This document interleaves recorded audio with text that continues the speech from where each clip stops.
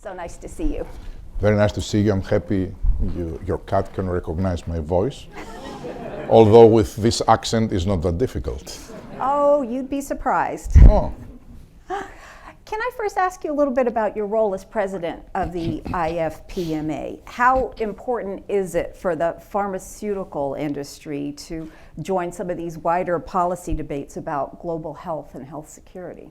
I think it's extremely important because you can be part of the solution. I think we have a lot to offer and we have a lot to listen and learn from the others. And if there's something that pandemic has taught us, and there are several lessons, but one it is that the power of science is unbelievable. Society needs science. The power of collaboration is unbelievable. Society needs collaboration when it comes to this type of trends, and both of that are embedded in the mission of yours, of these, let's say, collaborations. And the third thing that pandemic taught us is that you need a lot of funds. And I'm very happy to hear that you are trying to raise those money, because unfortunately it's not goodwill that will provide solutions to these medicines only. You need investments again and again and again in a very risky business. So, as president of IFPMA, I'm very passionate of what we do. As you said, I'm working 30 years in the pharmaceutical industry. I have a deep belief that very difficult you can find an industry that can produce so much good for humanity than this industry. And at the same time, I think that the science, it is what can change the world. I'm a scientist myself and I believe in the power of science. So I want to make sure that I spread the word on the whole world about the value proposition that the life sciences industry and sector brings to society, and why we must foster innovation. That's my goal as president of IFPMA. So what do you see IFPMA's role doing here? Are you going to change it? Will you expand it? Or do you think you will continue doing what the organization's been doing? I think I will continue doing what the organization is doing, and I will try to build on it. And I think the industry, all of us collectively have done tremendous good, but also have done a lot of mistakes in the years of the past. And those is very clear that they have spoiled our reputation, and for many years it was extremely low. And I think the only thing that shook the world to understand the value that this industry brings, it is when it was saved, the world, by this industry. But we should not take that for granted. I don't think that the world is ready for us to continue doing the wrong things and still believe that we are extremely valuable. We need to prove every day the trust that we were able to develop. So myself, as president of IFPMA, I will be in a crusade to make sure that everybody understands that we listen, we understand, and we contribute. Okay, these are important questions. Can you expand a little bit about what some of the mistakes were that the industry made and how you might try to correct them? Multiple, and let me start by Pfizer, because always when I'm asked what mistakes you have done, I try to see what mistakes we have done rather than other companies, right? Pfizer was brought the world Lipitor, right? Lipitor probably was one of the biggest innovations and transformed the cardiovascular diseases. Right. This is the cholesterol lowering. The cholesterol lowering pill, right? It's off patent now. This medicine changed the cardiovascular trajectory of the world. When the CEOs of the Pfizer at the time were in forums like that speaking about Lipitor, they would refer to how much money Pfizer made, rather than how many millions of people's lives have been saved. Because the money were the result of that. Very big mistake. Because you can't produce, this is a private sector, and I'm sure that the private sector needs to have earnings because we do everything we do with other people's money. They are called shareholders, it's not ours. They are giving it to us, or they can give it to Apple, or they can give it to other companies. But the only reason why they would give their money to us is because we can produce what we are supposed to produce. And our purpose is not to make money, our purpose is to bring breakthroughs that change patients' lives. If we bring breakthroughs that change patients' lives, I can assure you a lot of money will follow.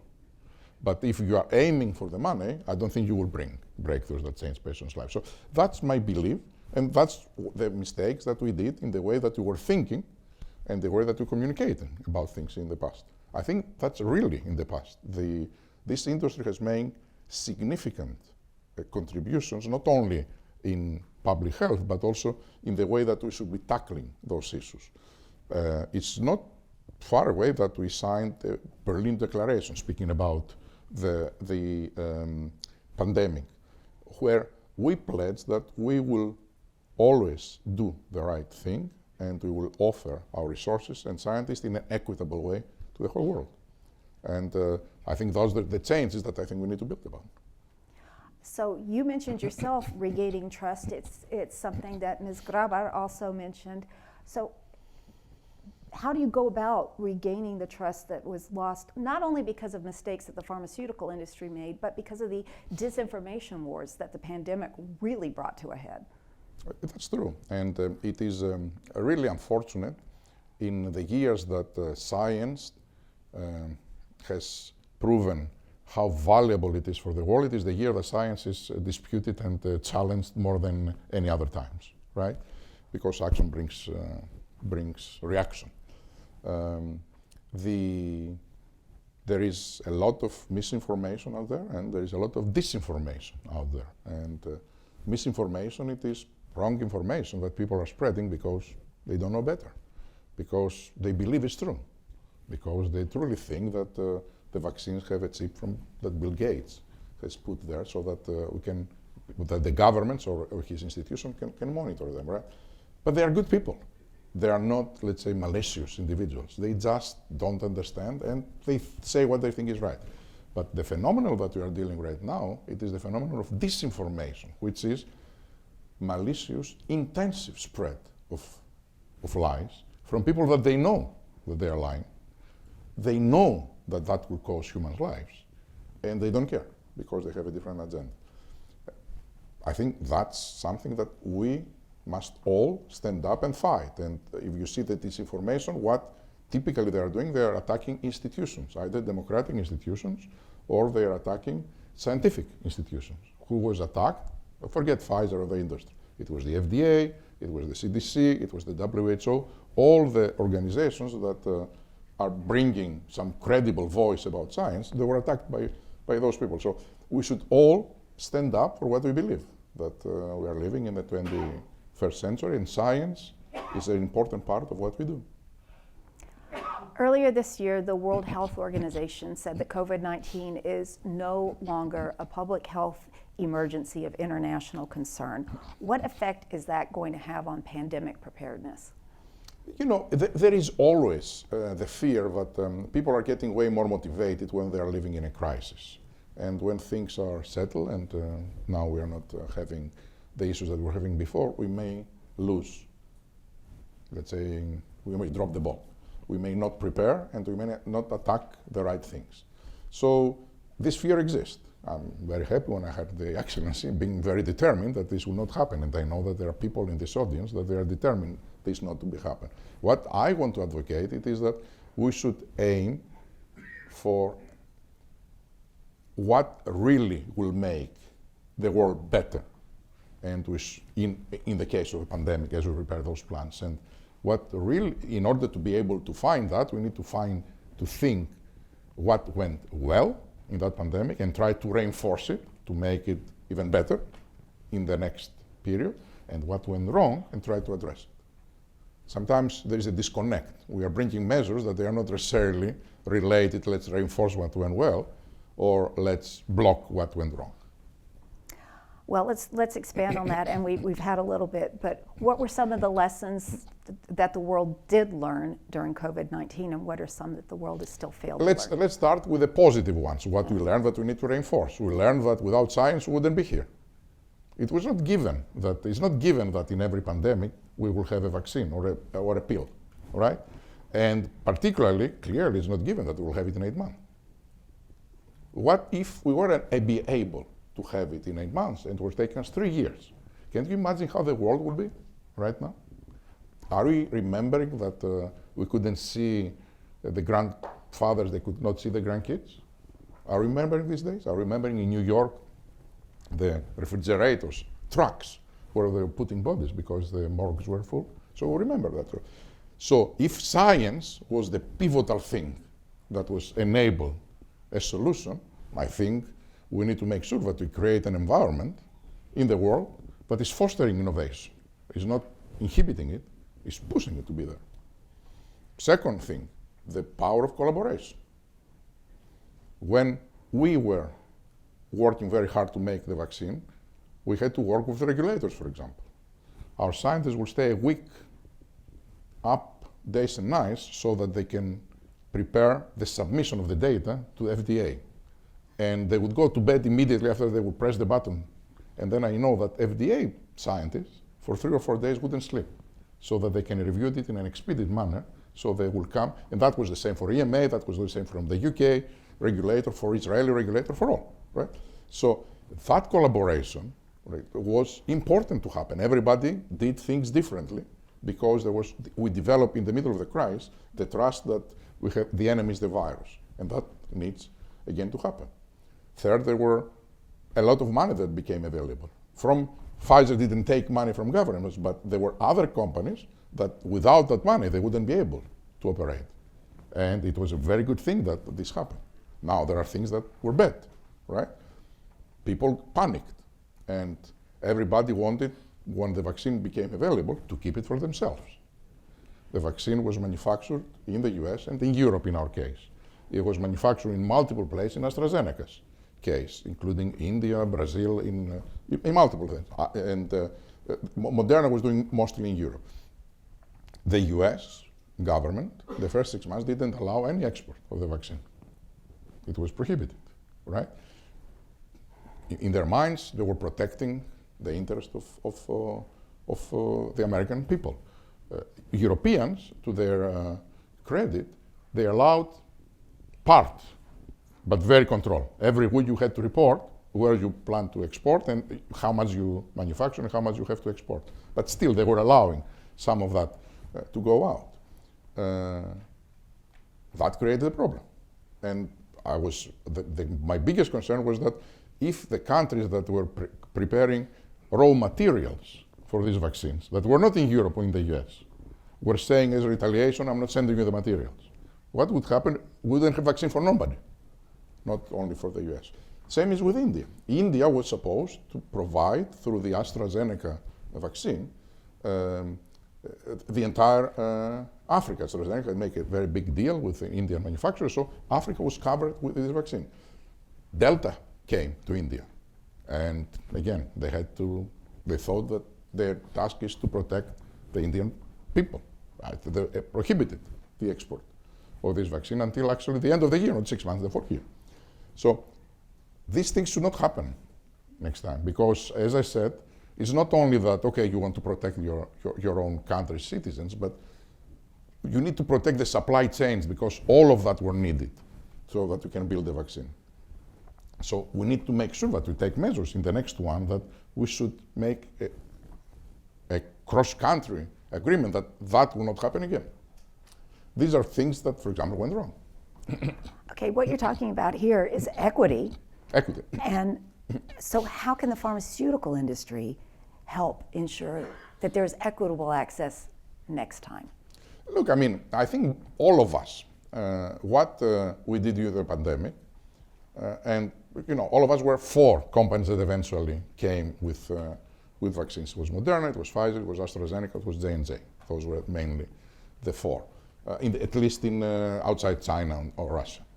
And we all strive, if we want vaccine for all, there are 2 things that you need to make sure that you ensure. One, it is you make enough for all. It's not given again, I repeat, right?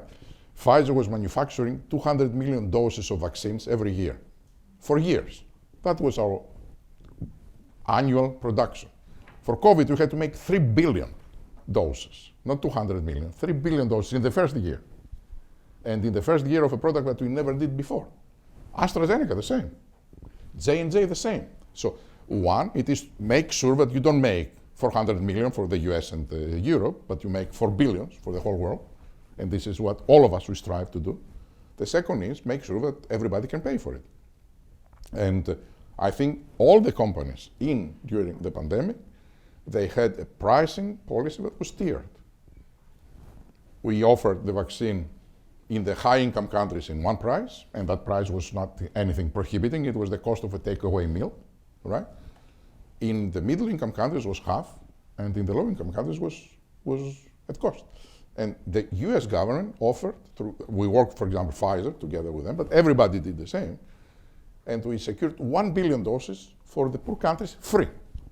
When I say free, to the airport of the country. We send, and then you vaccinate. We destroyed 500 million of these doses because we're not absorbed. Because equity is not only to provide the vaccine to those that they need. Equity, unfortunately, the healthcare inequities are having different roots. It's not just giving me the medicines. You need doctors that they will be able. You need vaccination centers. You need people that they don't mistrust the government, that they are not victims of disinformation. And a lot of that happened not well in Africa, for example. That's another thing that we did wrong.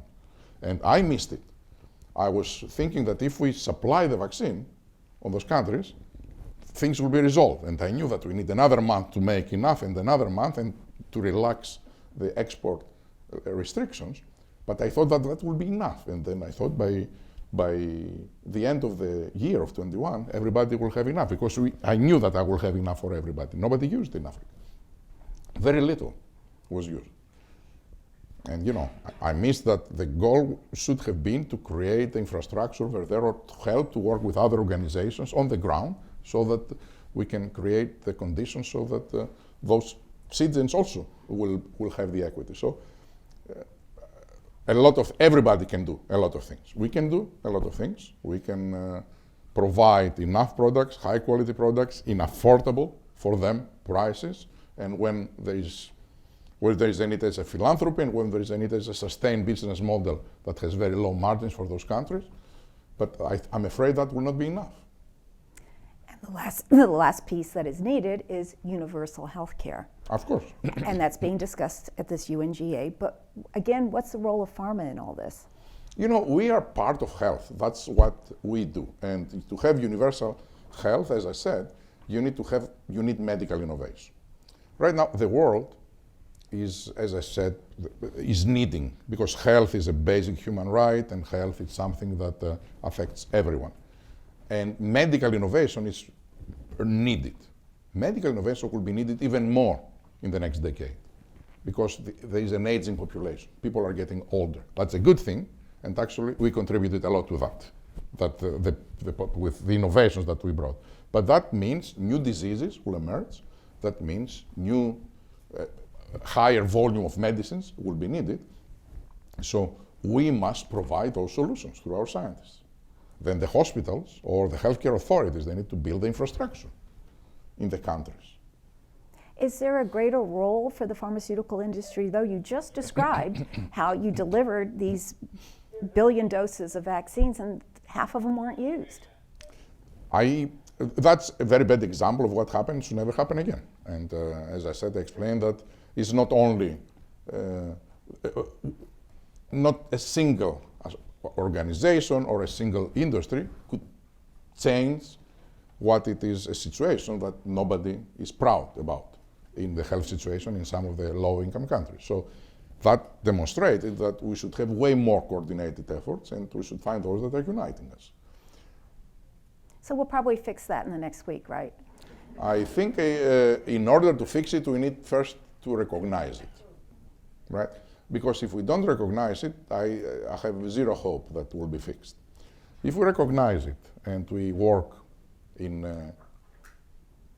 with trust rather than mistrust, try to find the steps that we agree rather than spend most of our time discussing the things that we disagree. I think a lot of these organizations that are around can make a significant impact in the world. Dr. Bourla, thank you so much. What a pleasure speaking with you. Thank you very much, everyone. Thank Dr. Bourla.